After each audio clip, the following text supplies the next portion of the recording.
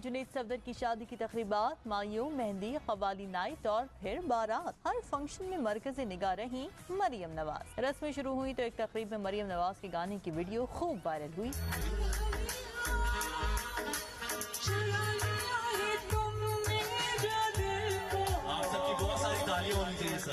फिर आई मायूं मेहंदी तो पीले जोड़े में मेरे नेहर से आज मुझे आया, गाती मरियम नवाज बहुत ही हसीन लगी।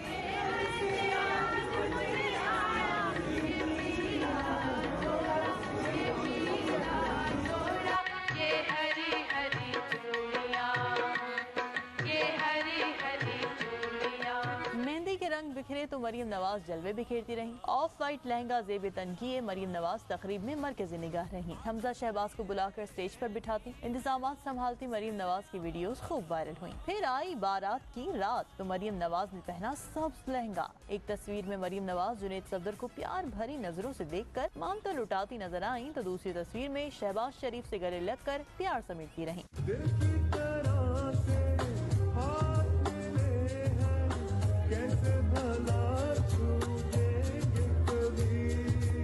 शादी पर जुनैद सफदर ने अपनी आवाज का खूब जादू जगाया। कवाली नाइट में राहत फतेह अली खान के सामने उनकी कवाली गाकर खूब दाद समेटी।